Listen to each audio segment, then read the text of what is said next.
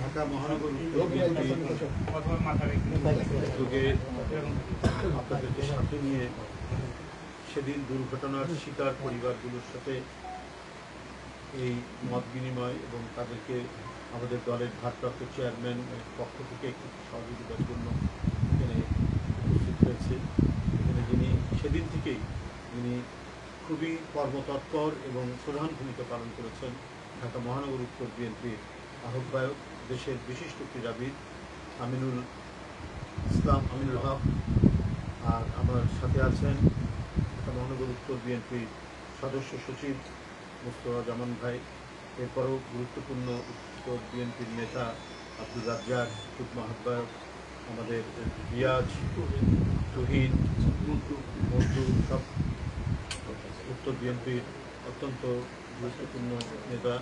এখানে আছেন স্বেচ্ছাসেবক দলের কেন্দ্রীয় ভাইস প্রেসিডেন্ট ডাক্তার জাহিদ, ছাত্র দলের কেন্দ্রীয় ভাইস প্রেসিডেন্ট ডাক্তার আওয়াল এবং আমাদের আরিফুর রহমান তুষার, যে এদেশের শ্রমিক রিক্সাওয়ালাদেরকে সংগঠিত করছেন, সহ সেদিন যারা দায়িত্ব পালন করেছেন এই এলাকার বিএনপির যে সমস্ত গুরুত্বপূর্ণ নেতৃবৃন্দ আমাদের চারপাশে দাঁড়িয়ে আছেন, সবাইকে আমি আন্তরিক প্রীতি এবং শুভেচ্ছা জানাচ্ছি। ওই বিপদের মুহূর্তে ওই দুর্ঘটনার কথা শুনে যেভাবে তারা দৌড়ে গিয়েছেন এবং তাদেরকে সহযোগিতা করার জন্য সেখানে ছুটে গিয়েছেন, এই জন্য আমি বিএনপির একজন কর্মী হিসেবে খুবই গর্বিত যে আমাদের দল, বাংলাদেশ জাতীয়তাবাদী দল বিএনপি এবং তার যিনি নেতৃত্ব দিচ্ছেন জনাব তারেক রহমানের পরামর্শ এবং নির্দেশে তারা যত দ্রুততার সাথে হতাহত মানুষের পক্ষে দাঁড়িয়েছেন, তাদের সাথে তারা চেষ্টা করেছেন যারা সরকারি সংগঠনগুলো, সংস্থাগুলো যারা কাজ করছিল, বিশেষ করে ফায়ার সার্ভিস এবং অন্যান্য কর্তব্যরত আইন শৃঙ্খলা বাহিনী, প্রত্যেককে তারা সহযোগিতা করেছেন বিএনপি সকল স্তরের নেতাদের। আমি এই জন্য তাদেরকে ধন্যবাদ জানাই। আর আমিনুল হকের নেতৃত্বে আমি রাত্রে যখন ছুটে আসি খবর পেয়ে জনাব তারেক রহমানের নির্দেশে, তখনও দেখেছি অনেক নেতাকর্মীরা তারা দাঁড়িয়ে থেকে অসহায় মানুষদেরকে কীভাবে সাহায্য করা যায় সেটি তারা করেছে। আমি শুধু একটি বলবো, আজকে অন্তর্বর্তীকালীন সরকার, এই সরকার বেশি দিন হলো ক্ষমতায় আসেনি, 1 বছর, কিন্তু কিছু কিছু কাজে একটা নির্দেশনা বা এক ধরনের উদ্যোগ যদি তারা রেখে যেতেন, তাহলে এটা পরবর্তীতে যারাই ক্ষমতায় আসুক জনগণের শুভেচ্ছা নিয়ে বা জনগণের ইচ্ছায় ম্যান্ডেট নিয়ে যারা আসবেন, তাদের কাছে ওই মডেল অনুযায়ী কাজ করার সুবিধা। যেইরকম একটি আবাসিক এলাকা যেখানে ছেলে মেয়ে নিয়ে পরিবারগুলো বসবাস করে, সেখানে একটি ধ্বংসাত্মক রূপ পরিগ্রহ করতে পারে, মানুষের জীবন বিপন্ন করতে পারে, এই ধরনের একটি রাসায়নিক কারখানা এখানে করার অনুমতি দেওয়া হয় কি আগের সরকার, অথবা যখনই মানে এটা যারাই অনুমতি দিয়ে থাকেন, বর্তমান সরকার তো এগুলো এসে একটা আইনীকরণ করতে পারতেন যে আমরা আবাসিক এলাকায় যে সমস্ত জিনিস মানে ফ্যাক্টরির জন্য, মিল কলকারখানার জন্য দরকার পড়ে, দাহ্য জিনিস যেটা সহজেই আগুন ধরে যায়, যে সমস্ত মানে রাসায়নিক যে পদার্থগুলো আছে যেগুলো মিল কারখানায় লাগে, তো সেগুলো এই আবাসিক এলাকায় জনবসতি এলাকার মধ্যে কেন? এটা তো মানে পৃথিবীর বিভিন্ন দেশে আমরা সেটা দেখেছি, একটু ফাঁকা জায়গায় নদীর পাড়ে যেখানে জনবসতি নাই, এবং সেটা অনেক দিক থেকে কাজে লাগে। একটা হচ্ছে যে আমাদের যে জলবায়ু, আমাদের যে পরিবেশ, এই পরিবেশকে ইয়ে করে, অনেকখানি ক্লিন করে, পরিষ্কার রাখে যদি নদীর ধারে অথবা অন্য কোনো ফাঁকা জায়গায়, সমুদ্র অঞ্চলের ধারে ধরে পরিষ্কার হয়।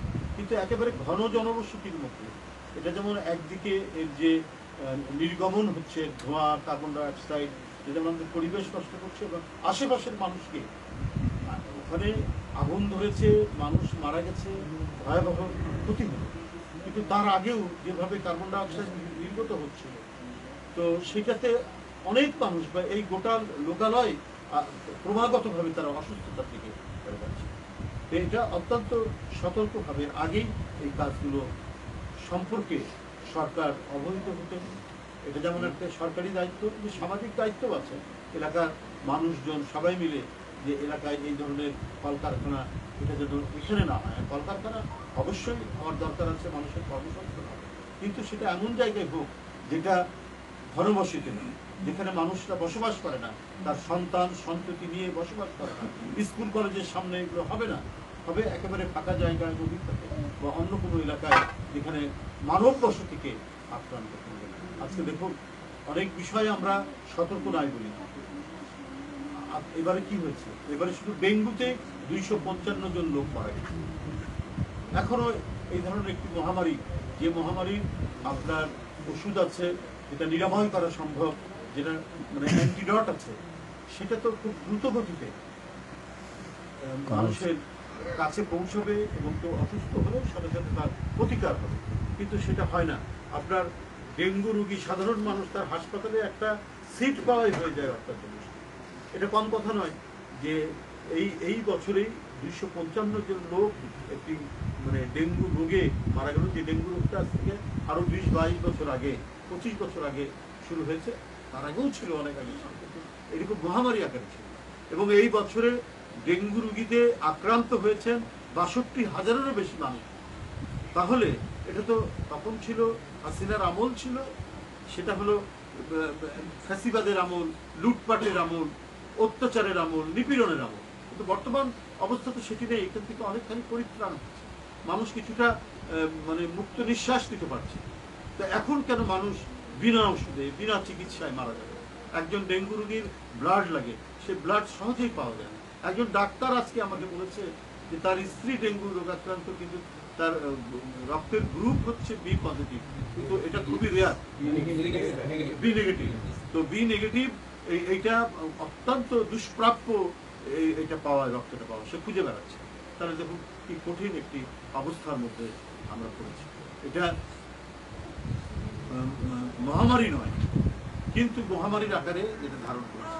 হাসিনার আমলে যে গোডাউনে আপনার দক্ষিণের মেয়রের যে গোডাউনের মধ্যে ডেঙ্গু রোগীর ওষুধ থাকার কথা, সেইখানে রাখা হয়েছে মানে বিভিন্ন ফার্নিচার, অন্য জিনিস, কোনো ইয়ে ছিল। অথচ কোটি কোটি টাকার ডেঙ্গু রোগের জন্য ওষুধ নিয়ে আসার কথা মেয়র জানিয়েছে, তৎকালীন মেয়র।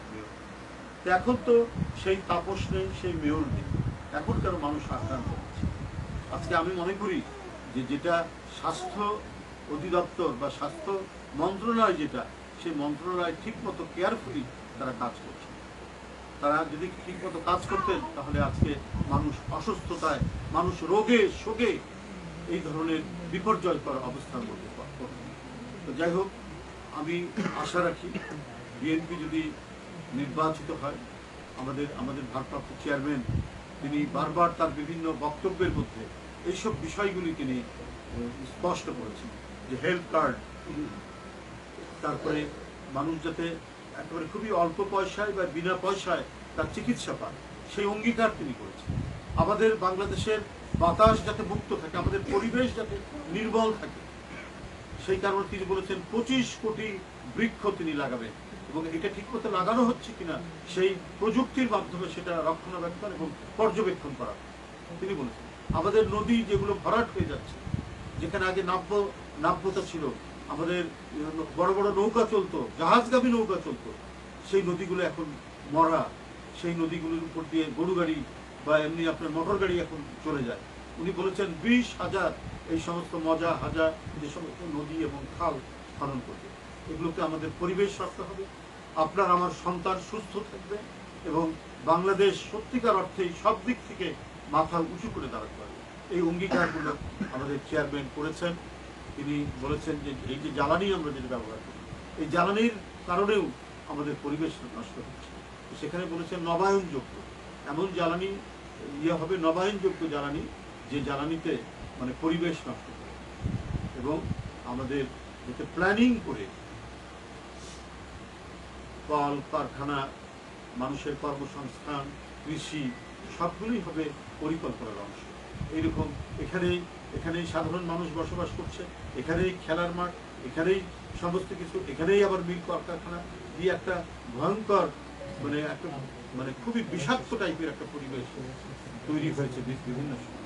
যাদের টার্গেট হচ্ছে বাংলাদেশের মানুষের টাকা নিয়ে গিয়ে দুবাইয়ে বাড়ি বানানো, কানাডায় বাড়ি বানানো, তারা তো এসব দিকে মনোযোগ দেয়নি। একটা প্ল্যানিং করে পরিকল্পিতভাবে নগরায়ন তো করা, এইটার দিকে তারা মনোযোগ দেয়নি। তারা কিভাবে 50টা 100টা 200টা বাড়ি বানানো যায় লন্ডনে, সেটাই তারা করেছে। যেমন আওয়ামী লীগের সাবেক ভূমিমন্ত্রী, আমরা রিপোর্ট পাচ্ছি প্রতিদিন, আমরা তাদের এই লুটপাটের ঘটনা পাচ্ছি। যাই হোক, সামনের দিন যাতে স্বস্তিময় দিন আসে, সামনের দিন জনগণের ভোটে যে সরকার আসবে সেই সরকার নিঃসন্দেহে এই বিষয়গুলি দেখবে, এবং বিএনপি যদি জনগণের ভোটে আসে তাহলে ভারপ্রাপ্ত চেয়ারম্যান তারেক রহমানের যে অঙ্গীকারগুলো, মানুষকে সুস্থভাবে বাঁচা এবং মানুষকে নিরাপদ করা সব দিক থেকে, সেই অঙ্গীকারগুলো বাস্তবায়ন হবে। আমি আজকে অত্যন্ত সমবেদনা জানাচ্ছি। আমি দুঃখ ভারাক্রান্ত মনে যে পরিবারগুলো থেকে তার স্বজনরা হারিয়ে গেছেন, সেদিনের সেই দানবীয় অগ্নি প্রজ্বলনের মধ্যে পড়ে গিয়ে যারা পৃথিবীতে চলে গেছেন, তাদের রুহের মাগফিরাত কামনা করছি। যারা আহত হয়েছেন তারা যেন দ্রুত সুস্থ হয়ে উঠে। সেদিন যে অঙ্গীকার করা হয়েছিল আমাদের আমিনুল হক সাহেব, যে বিএনপির পক্ষ থেকে আমাদের ভারপ্রাপ্ত চেয়ারম্যান তারেক রহমানের পক্ষ থেকে নিহত পরিবারের জন্য যে সহযোগিতার কথা বলেছেন, আজকে তিনি সেই সহযোগিতা অনুযায়ী, তার অঙ্গীকার অনুযায়ী আপনাদের সাথে করবেন ইনশাল্লাহ। আমি মনে করি আপনাদের এই দক্ষিণে, বিশেষ করে এই উত্তরে, এবং আপনারা এখানে যারা বসবাস করছেন, এখানে বাংলাদেশ জাতীয়তাবাদী দল আপনাদের সাথে থাকবে। আমাদের আমিনুল হক সাহেব ফিরাজিদ আপনাদের পাশে থাকবে, মুস্তফা জামান আপনাদের পাশে থাকবে, আমাদের সকল নেতৃবৃন্দ আপনাদের সুখে দুঃখে আনন্দ বেদনায় আপনাদের সাথে থাকবে। এই কথা বলে আমি বক্তব্য শেষ করছি।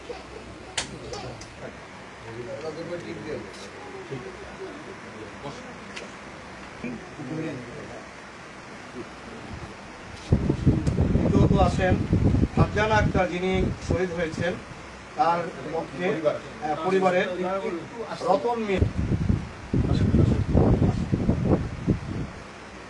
তারপরে আসবেন যিনি শহীদ হয়েছেন নার্গিস আক্তার, মনিরুল ইসলাম,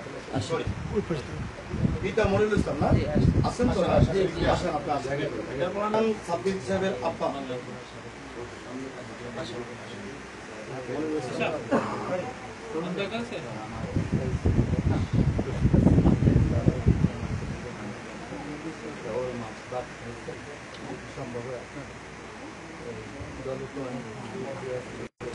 পরিবার থাকে।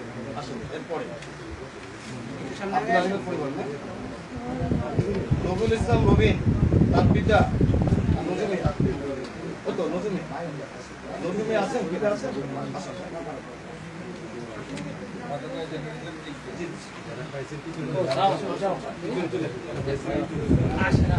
ফারুক মিয়া আছেন, মারিয়া আক্তারের পিতা ফারুক মিয়া আছেন। জি, 8 9 জয় মিয়া আছেন, জয় মিয়া মারা গেছেন, ওনার পরিবার সবুজ মিয়া।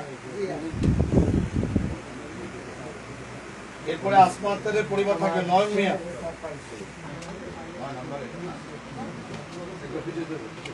এরপরে মনোয়ার হোসেনের পিতা মিজানুর রহমান সাহেব আছেন, পিতা মনু মিয়া, সুনু মিয়া, হ্যাঁ। এরপরে মৌসুমী আক্তারের পিতা আব্দুল মান্নান, মুক্তা বেগমের পিতা মোশাই দেওয়ান আছেন।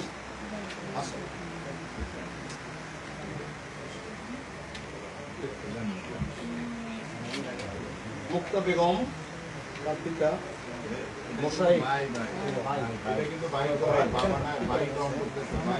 ঠিক আছে ভাই লেখা রাখি ভাই, ঠিক আছে। বারবার আশ্বাসন করে বলছি তারা যেন আরো সাহায্য করে যখন আমরা সন্তুষ্ট দিতে পারে তারা আসবো, এই নিয়ে আমাদের সরকারকে দাবি করে। আমি আছি তো, আপনি যে মামুন আছে ওনাদের সাথে যোগাযোগ আমাদের, ঠিক আছে।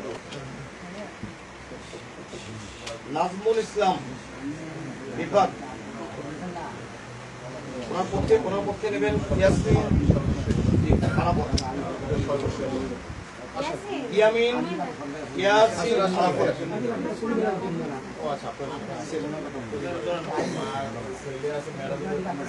মেরাজুল ইসলাম,